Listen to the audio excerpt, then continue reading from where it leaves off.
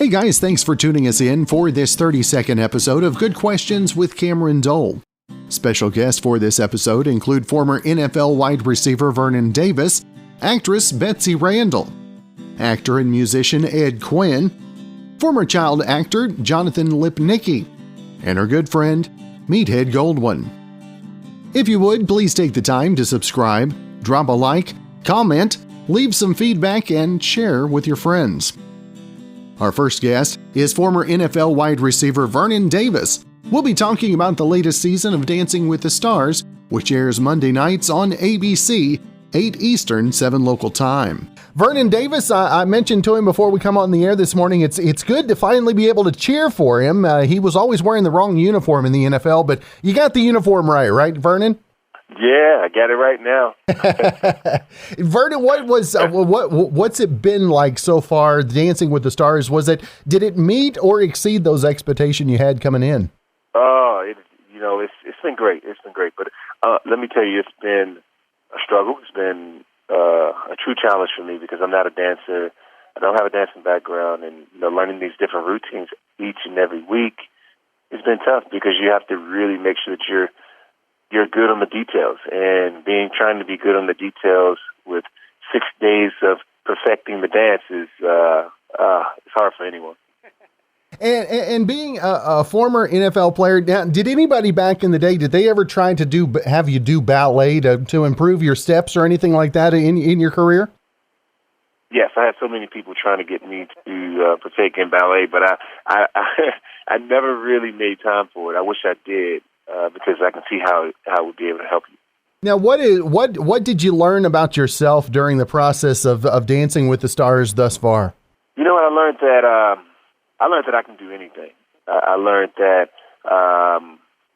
if you just take time and focus on something, and anything's possible. And I never really thought I'd be doing ballroom dancing, and I always thought it was hard and difficult, and I thought it would take a lot of time, but I've learned these dances in days. So it's all a mindset. If you put your mind to it, you can achieve it. Now you've got the Vernon Davis Foundation for the Arts that you had set up, and how much does this make you even appreciate the arts that much more? Oh yes, art is everything.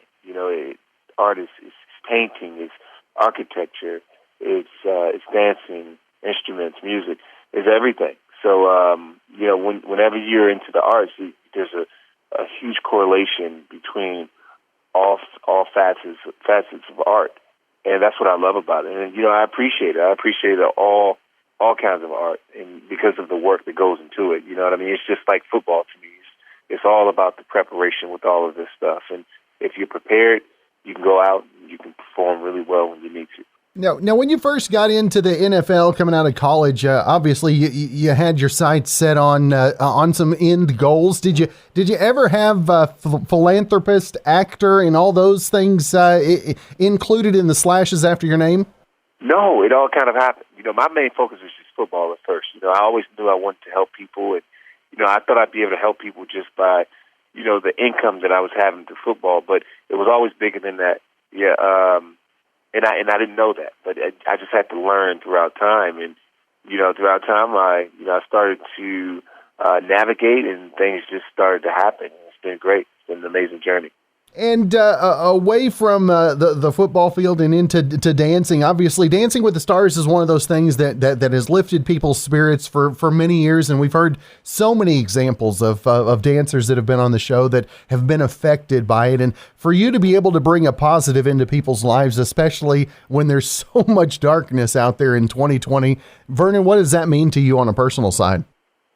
It means a lot to be able to put smiles on everyone's face because of everything it's been going on in 2020, and that's what life is all about. It's all about helping people with their problems. How can you solve a problem? I think Dancing with the Stars is solving a huge problem for families sitting at home watching TV because they're able to sit back with their family, smile, and just live in the moment and forget about all the things that happened this year, which is good. They can reset, right? And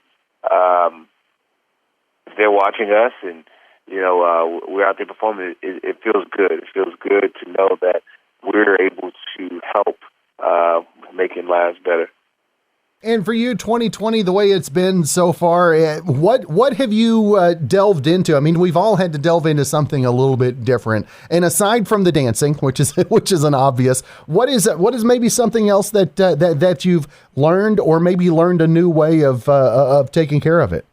For me, I learned so much. I learned how to cook. I learned how to fix things around the house. I even learned how to dance. Can you believe it? Yeah, just so many different things I've been able to get into with producing films, learning how to perfect the craft of acting, and all sorts of things. And I became a better father because I got much closer to my kids, and it's been great. I know there's been a lot of adversity during this time, but we also have to look at the positive side of things and see the things that we were able to navigate through and get better at. And Vernon, for you, there's so many things going on. Obviously, the Dancing with the Stars, you want to make sure and let our listeners know where they can vote for you to keep you going on Monday night, and then social media wise, everything else you got going on as well. Yeah, they can vote. So they can vote live during the show, Eastern Standard Time. We usually come on at 8 p.m. Eastern Standard Time, and they can text Vernon to 21523, or they can go online at DWTSvote.abc.com, and they can vote 10 times on each platform, which is pretty cool. I encourage people to vote for me. They can find me on Instagram and Twitter at Vernon Davis 85. All right. Well, Vernon, congratulations on making it thus far. Continued success throughout the season, and hopefully, brother, we can catch up and visit again real soon. Thank you. I appreciate it. Thanks for having me.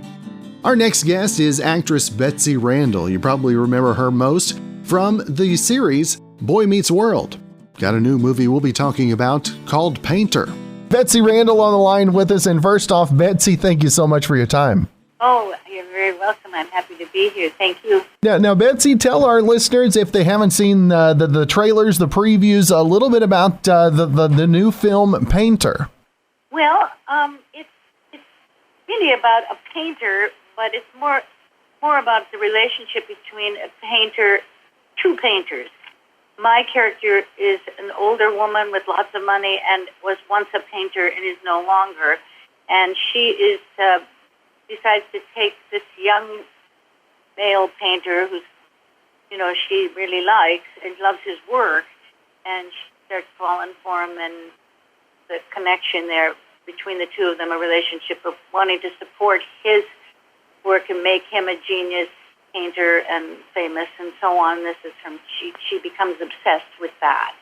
So that's sort of a rambling description of it. I think it's better written on that little bio. But it's interesting because you don't know who she is really. She's just obsessed with this young painter, and he's desperate for help and support. So they run around in a world that you don't expect. So I don't want to give away too much. And Betsy, obviously with 2020 things have changed. Obviously the marketing, and it is available now on video on demand. And Betsy, how challenging has 2020 been for you on a personal level as well? Oh gosh, well, I think it's so similar to so many people. We are lucky to have our health, and we're very careful. We're mask wearers, so we're definitely practicing what our scientists have told us to do to take care and not spread the virus. So we're conscientious about that. I've done more cleaning. I say lots of cleaning my house. I've gone through all my old pictures and created new albums. So it's just obsessive because there's nothing else to do. And I've kind of enjoyed that part of it, to tell you the truth. I've enjoyed being able to just take care of things that I putting off before. So I assume you have had that same experience. Yeah, doing a lot of those things that always seem to slip through the cracks, right? Yeah, the gutter. You got the gutter. It's fun. Here's the gutter. Now, Betsy, do you find it refreshing to take on a character like your role in The Painter? Do I like my role in The Painter? Do you find it refreshing to play a different type of a role than you're known for, I guess? Oh my gosh, yes. Oh, it's wonderful. I was saying to somebody that one of the things about being an actor is you don't judge yourself. Your character, no matter what they do or don't do, they're right. They're always right. So as far as I'm concerned, he was right. To get behind a thought process and then justify a behavior or whatever. If you haven't seen the movie, you're not. You'll once everybody sees the movie, they'll kind of get what I'm talking about. But it's just like playing Amanda in Glass Menagerie. She can be very controlling, and you think she's cruel, but as far as she's concerned, she's doing everything for the good of her children, and that's that. So I love playing that. I love playing the mom on Boy Meets World too, but it was a whole different. Everything was different, and it wasn't like that. I didn't have that license to stretch out that far. They wouldn't want me to do that. Now, Betsy, how much different is it to the camaraderie on the set of, say, like Boy Meets World, and opposed to like the movie set? I mean, do you ever have the opportunity to have a closeness in the short time you guys have together on set? Yes, we do. We don't have the long-term relationship, the 7 years, which of course is what Boy Meets World was, but. Tell you the truth, in a way that you feel closer when it's a smaller cast and shorter period of time.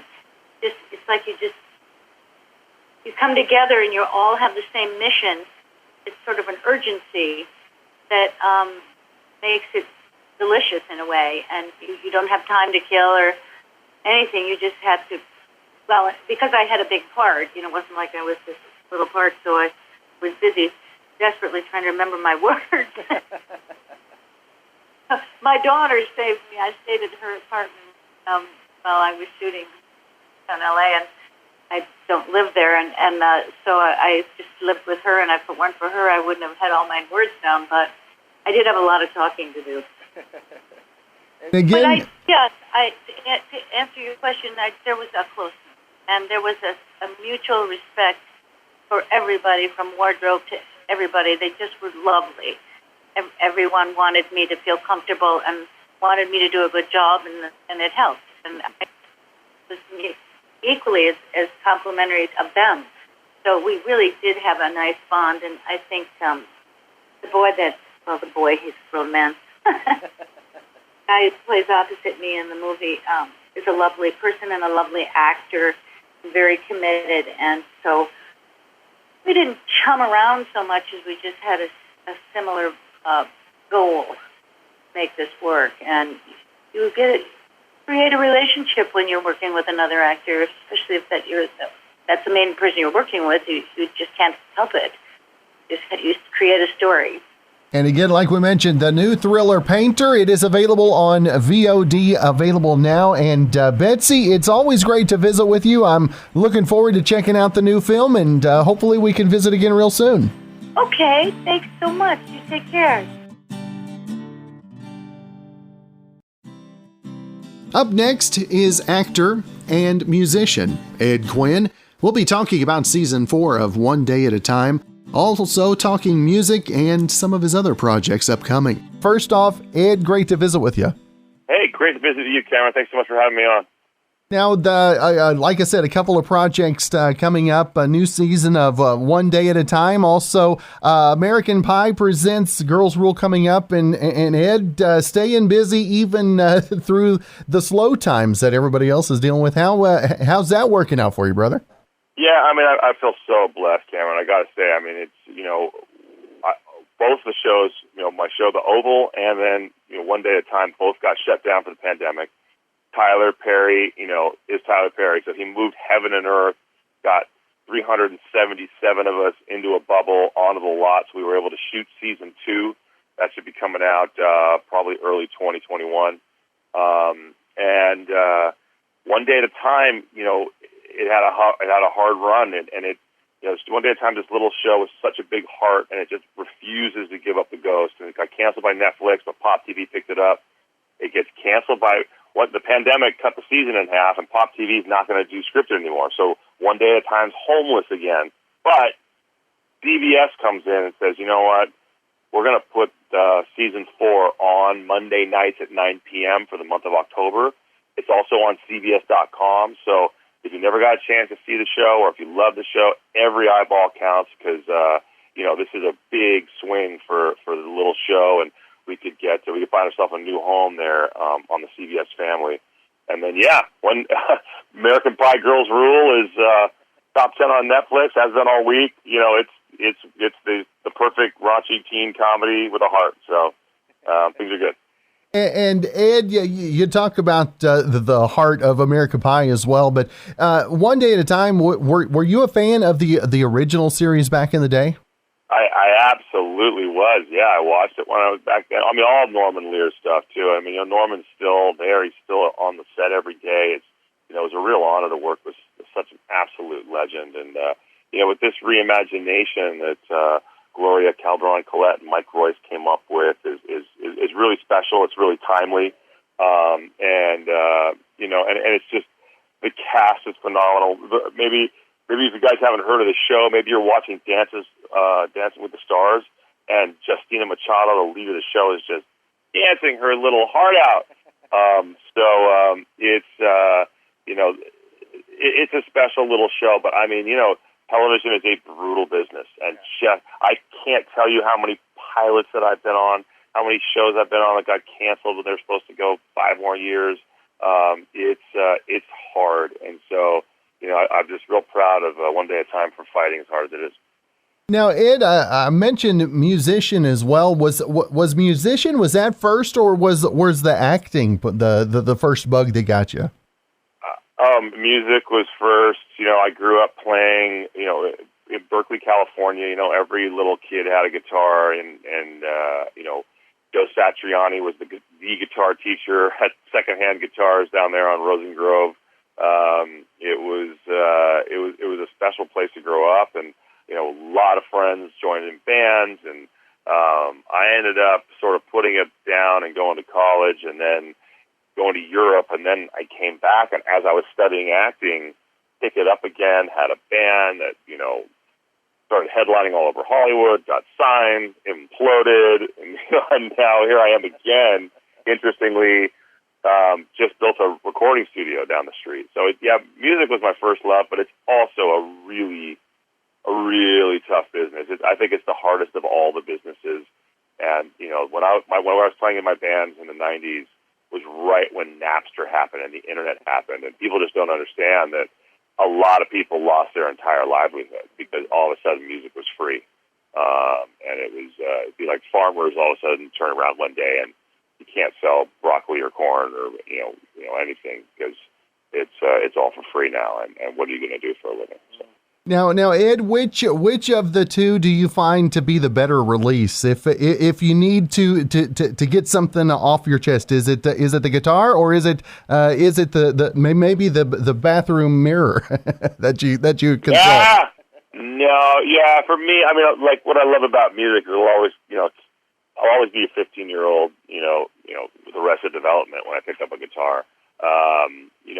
Acting is phenomenal, but it's a much different experience, and it's all about the process, not the moment. You have to be in the moment when you're acting and the cameras are rolling, but the preparation and the blocking and the getting the job and what's the character, it's always changing, and it's always, like if you look at the 3 shows that I'm on right now, The Oval's a big soapy primetime drama. One Day at a Time is a situation comedy, which you shoot live in front of a live TV audience, and then American Pie is big, silly, raunchy teen comedy. So all much different, and you've got to be sort of aware of that, until the cameras are rolling.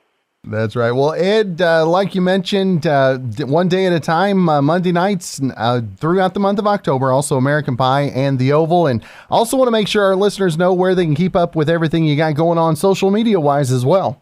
Yep, at Edward Quinn on Instagram is my main one. I sort of dancing it out of Twitter when I'm live tweeting something. That's at Edward Quinn as well. At Ed Quinn on Facebook. All right. Well, Ed, always good to visit with you. Hope you have a great rest of your week and look forward to catching up again real soon. Thank you so much. Former child actor Jonathan Lipnicki's all grown up, has a new movie we'll be talking about today called Broil. First off, Jonathan, it's great to visit with you this morning. Thank you. Thank you for having me. Really great to talk to you, Cameron. Now, Jonathan, things a little different than Jerry Maguire in the new movie Broil that's available today. And Jonathan, tell our listeners just a little bit about the new film and how you first got involved with the part. So it is about a powerful family, and the daughter of the patriarch hires a killer for hire who's a chef to poison her father at a family dinner. I play that chef. Really interesting role for me. Really excited I got to do it. How I got kind of involved was they originally were looking at somebody else that my agent represented, and he wasn't able to do it. And the director, Edward, saw my name on her client list and was like, "What's Jonathan up to?" And I sent in some footage of me, and they liked it, and I was on a plane to Canada, and making this movie. Now, whenever you were sending in footage, were you showing like your home cooking, or how did they make that connection to you? What's really interesting is actually, what kind of got me this role was a self-tape I did for the white supremacists in the TV show Hunters on Amazon, with Al Pacino and Logan Lerman. And I sent in it was an old audition I had, and my manager really liked the audition and sent it to them because he thought it fit. And it, it struck something, and I ended up getting the role. And Jonathan, now that you're all grown up and everything, you had some time away to kind of grow your craft. And what was who was the inspiration in those times away from the public eye, if you will? It's not like I ever was like consciously like I'm just gonna take some time. I just kind of focused more on high school and being a normal kid. I always knew there was some growth that needed to happen, especially artistically and, personally. And I started going to acting classes and doing theater and rediscovering why I love this. And I absolutely fall in love with it more every project I do. And the inspiration behind that, I have a really good family, and they've been there for me. And for you, was horror something that always had a draw to you, something that was of interest to you in the first place? I'm not a person who looks at genre and is like, I need to do that genre. It's the character and it's the material. And I've been drawn towards darker things, definitely. And this was somebody and people who are misunderstood. And this from reading, I think it was like I read less than 10 pages, and I called my agent, do whatever you got to do. I want this one. And for you, the release, obviously this time around, completely different. Obviously, the age of technology, but with COVID and the pandemic, what's the landscape look like differently now than previous releases you've been a part of before? Well, the obvious one, we were supposed to have it in some theaters, and I don't think that's happening any longer. I, as a person who loves going to the movies, that's been a thing that's sad. But you know what? The most important thing there, is people getting healthy and us getting back to some sort of normalcy. I'm just happy to have it out and available for people to see, and it's cool. Digitally, I like to interact with people, so I'm really. The cool thing about now having social media and whatnot is I get to get some great feedback from some people who have been supporting me for a long time, and it's really awesome. I really like interacting with people who are fans or are just checking me out in this for the first time. But, I'm just grateful to have it out. And again, debuting on digital, Blu-ray, and DVD, available today. Jonathan, I want to make sure and let folks know where they can find more information about the film, and of course, where they can keep up with everything you've got going on social media-wise as well. I'm mostly an Instagram person because it's positive Twitter gets a little negative. Instagram, it's just my name, Jonathan Lipnicki. Broil, you can check it out on iTunes, Amazon, or if you like having a physical copy, DVD, Blu-ray. That's awesome. And again, Jonathan, it's been great to visit with you this morning. Looking forward to checking out the film and hope you have a great rest of your week, my friend. Thank you. Thank you for having me. And our final guest is our good friend, Meathead Goldwyn. All right, guys, promised you another very special guest, and every month we get joined by our good friend, grill man extraordinaire, Meathead Goldwyn. And Meathead, always great to visit with you, my friend. Oh, always good to talk to you. I get hungry when I talk to you. Because you always are talking about some great stuff. And, you know, as the seasons change, obviously, gardening is starting to wind down. And thought maybe I had some ideas as we get rid of some of the garden product, if you will. Well, you know, I'm a gardener. My wife she's the gardener. She's a master gardener. You know what's happening now is the tomatoes just won't get ripe. Now, down by you, they're probably still getting ripe, but sometime towards the end of the season, they just stop ripening. They just stay green. And, of course, everybody knows about fried green tomatoes, and they're fantastic. And people who want to do fried green tomatoes, there's two techniques. One is to bread them, and the other is to batter them. And to do breading, you can dip it in milk or egg. Egg is best, and then roll it around in breadcrumbs or panko, and you can flavor the breadcrumbs and just put them in a frying pan in a 1/4 inch of oil. Flip them over, and they're wonderful, and they're really good on a burger. Batter, you actually make up a batter, a beer batter, and we've got a really good beer batter recipe on AmazingRibs.com. Come get that recipe to start with. But that's where you get this really shattering, puffy crust on things, and that's a fun way to go. The other thing to do with green tomatoes that I just did this week is to pickle them. Now, a lot of people don't know about pickled green tomatoes, but they're just as good as pickled cucumbers. And in fact, I think they're better because they're crunchier on the outside. If you go to New York, you go to any of the classic Jewish delis, Katz's, Carnegie Deli, there's always a big bowl of pickled green tomatoes. And you just make them the same way you would do pickled cucumbers. A little salt, a little vinegar, some garlic, and some dill. And if you want to throw in a hot pepper to give it a little juice, go for it. And it's really easy. Now, pickling is there are different ways to go with pickling. Some people put them in a crock and they ferment them. And that's tricky because you're dealing with live microbes, and they don't always go right. And a lot of people, I don't advise that beginners start with fermented pickling. And you can process them also. You can can them, sterile process them so they're shelf stable. You can put them in your pantry. But if you're not experienced with canning, that's a little tricky too, because you don't want them to continue to ferment in your pantry. But the easiest thing to make is refrigerator pickles.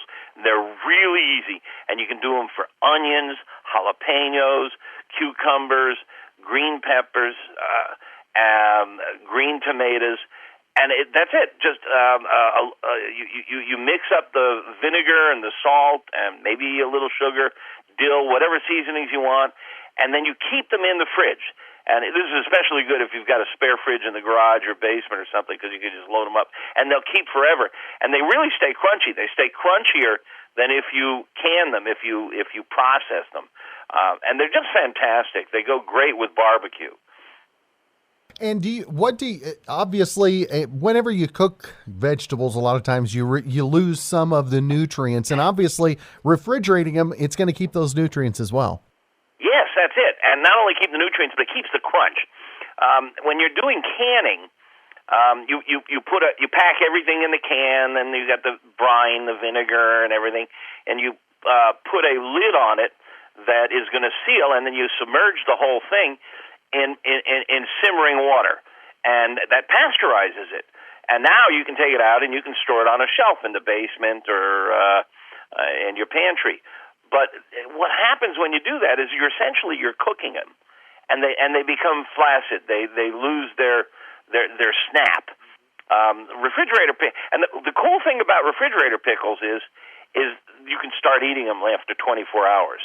They really suck up the flavors, and they continue to improve in flavor for like a week. But new cucumber pickles, I really like them after 24 hours. They're really, and that's what they're called, new pickles. And a lot of pickling stores sell new pickles, and after a week, they're not new anymore. Now, when you start the pickling process, is there anything? How do you prepare the vegetable itself to be put in the pickling agent? Yeah, great question. If you want them clean, you want to scrub them up real well. You don't need soap, but you just want to rinse them and get all the dirt and any bugs off of them, of course. And you want to open them up, because the skins are less permeable and they're a little tough. So, like pickled green tomatoes. And this is especially good with Romas and those egg-shaped tomatoes that a lot of people grow for making tomato sauce. You just cut them in half or quarters, depending on how big they are, and that allows the brine to get in them easier. And if you're going to throw garlic in there, you just chop the garlic in chunks, quarters or something like that. If you're going to throw a hot pepper or two in there, a jalapeno, cut it in half, cut it in quarters, drop it in there, and you can just throw the dill in there loose. You don't have to wrap it in any kind of pouch or tea bag or anything like that. And overnight, they transform. It's magic. You teach us magic just about every month as well. Now I don't know. I love pickles, man. now, once you have got the items pickled, and how do you set them up as what's your favorite blend? I guess with the pickling and a side garnish, if you will. Well, I mean, the classic dill pickle recipe is as I said, it's just vinegar. A little water, garlic, some hot pepper, some dill, and away you go. And that's your classic dill. Now, you can do sweet pickles, and they're great for sandwiches. And those you put a little sugar in there, and then you can make pickle chips. Cut the cucumber horizontally, and now you've got pickles for your hamburgers. You can pickle eggs. And I've got recipes for all of these. Go to AmazingRibs.com, and you'll find the dill pickle recipe, the pickled tomato recipe, pickled eggs, pickled onions. Pickled onions are really fun, too. They go great on salads and pizzas. So a lot of fun. And I know that I saw you post this one. I think it was last week. I saw the post about the end of the grilling season for most people. So that means some bargains. And I know that you guys do some great ratings on grills. If folks are looking for a bargain, you're in a warmer climate than I am. But it's starting to get chilly. November is coming around the bend for us, and the hardware stores, Home Depot, Lowe's, all those big guys, Ace, they're clearing off the floor and getting in the Halloween and Christmas. Halloween decorations have been in there since the 4th of July. It drives me nuts. But they're getting all the other stuff in there. So the grills are often on closeout. They don't want to store the grills in the back room. And by now, the little kids have gone by and they've twisted the knobs, so some of them have a broken knob. I once bought a really good gas grill at a Home Depot. It was like a $1,000 grill, and the guy gave it to me for $200. It was missing one of the knobs, which I bought online for like $20. That was a good purchase. Yeah. So and often they'll dicker. If you get it, because they don't want these things. They want them the heck out of there. So you go in there and you look at it, and especially if you find one that's dented or something, make them an offer and start at half the list price. You can often get a deal and a half. That's right. And of course, Meathead, I mentioned the website. I would be remiss if we didn't send folks over to not only find about the greatest grills to purchase, but also all the recipes that we talk about all there as well. Yeah. And we've got a book, too, AmazingRibs.com. Is the website. The book is Meathead. And, one of the things we've been doing this year, if you don't mind me doing a little plug here, we've published 3 Kindle ebooks for $3.99 a piece. One is all about ribs. Everything we know about ribs is in there. And another one's all about chicken. Everything we know about chicken is in there. And another one is on this cool technique called sous vide Q, where you use this novel technique called sous vide. Now, don't get me, that took me a half hour to explain all that. But if your listeners know what sous vide is, it works really well with barbecue and smoking, and we got a whole book on that too. They're all on Amazon for $3.99. And in fact, no, I'm sorry, I was about to say they're free, but no, they're not free this week. Yeah, we'll probably have them free on Black Friday. All right. Well, be sure and check that out. And again, the website, AmazingRibs.com. And Meathead, always great to visit with you, my friend. And hope you have a great October. And, I figure we're going to be talking a little turkey next month. Could be. And I'll see you next month. And maybe I'll come by for Halloween, get some candy. There you go. Well, Meathead, always great to visit with you, my friend. Take care, pal. Again, thanks for tuning us in for this 32nd episode of Good Questions with Cameron Dole. If you ever have a comment, question, or anything else you'd like to know, feel free to find me on Instagram, Twitter, and Facebook, all at GQ with Cam.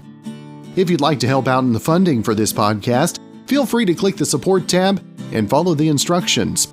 If you have a special guest idea, feel free to email me, Cameron@kwhw.com.